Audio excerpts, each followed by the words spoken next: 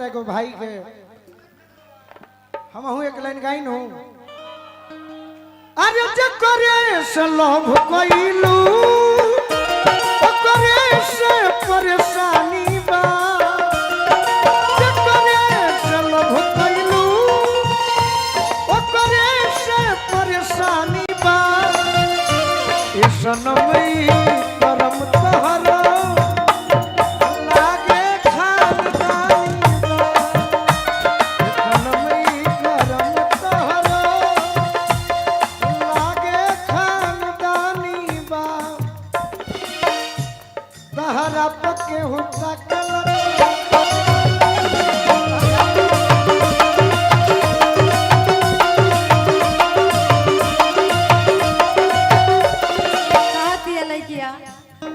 जब जब राजा जी नचावेला नचनिया, जब जब राजा जी नचावेला नचनिया, तू नाही जानत न डहकेले रनिया। लइका कह दिया जब जब राजा जी नचावेला नचनिया, तू नाही जानत न डहकेले कनिया। आता कह दिया इहो न तहरा सूझे त कर जल जुआ तारा के केहू छू देता, कर जल जुआ तारा के केहू छू देता,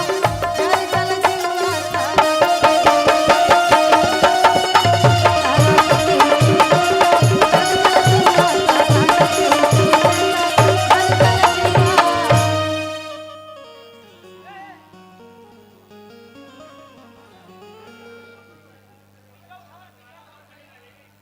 कहे गए गाना खत्म हो गया का? रुपया ना खत्म हो हमारा भाई के गाना चलत रहे दी। रुपया ये आशीर्वाद है, स्नेह है, प्रेम है, एक लाइन होके तनी। और हमने के बड़का भैया अनिल भैया जे हमेशा हमने के प्यार आशीर्वाद सब कलाकार के दिला, तो बड़का भैया के मंच के माध्यम से स्वागत बा। जौन हमार चंदन आग्रह कैले बड़े वो हमार बड़ भाई और उहे गीत हो के सब कोई सुने खातिर इच्छा बा। हम हूँ उहे गीत रौरा गाती ओकरा बाद चंदन के टीम के बाकी ना हो खाना खियावे वाला ए गाना के बाद खाना खियावलो। और रूपा जी अभी बैठ के अपन खिसिया तरी गइल कहाँ भी ना रौरा अपन उ गीत गा दी जोना से पहचान बने चाहे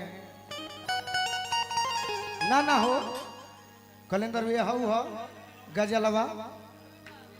ना ना ना ना ना ना ना ना ना ना।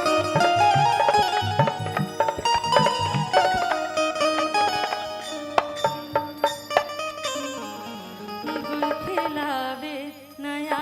बेला उनका, दिल चुरावे नया बेला उनका, गुल खिलावे नया बेला उनका, रावे नया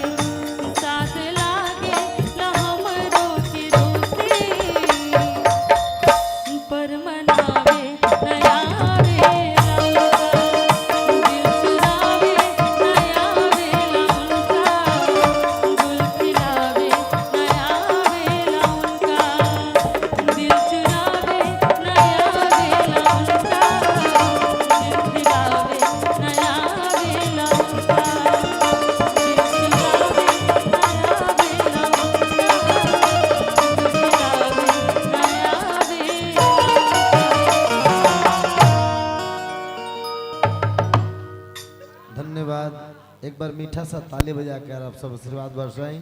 और यही तेरे प्यार स्नेह हमेशा हर कलाकार पर देते रहे जौना तेरे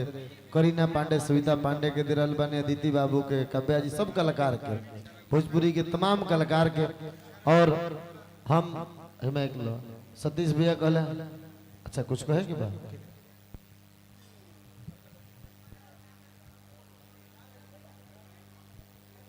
लो करीना जी ये सतीश भैया हमें हमने के कहले कि उ गाना हम ध्यान से सुनबे ना कैलनी कि जब भैया नहीं खन पिया तो श्रृंगार का करिए को लाइन कह दी हम ध्यान से सुन ले हमारा दिल के तसल्ली मिल जाए ये नु गाना सतीश भैया तो ध्यान दो गाना हो गई है बे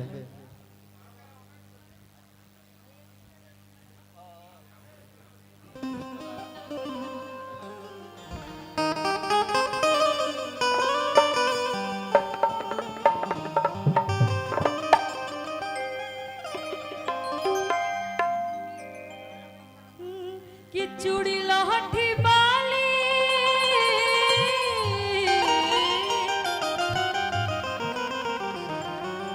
कि चूड़ी लहठी बाली बिंदिया हार का करे चूड़ी लहठी बाली बिंदिया हार का करे जब घर ही नहीं पिया ना सिंगार का करे जब घर ही नहीं पिया ना सिंगार का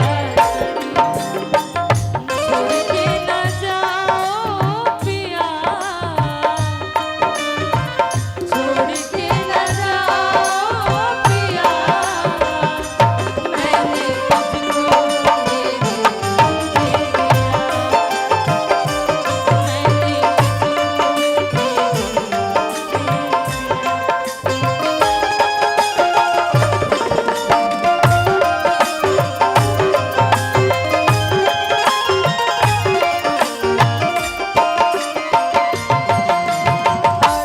सतीश भैया के बड़े भैया की तरफ से बहुत बहुत आशीर्वाद लड़कियां का किया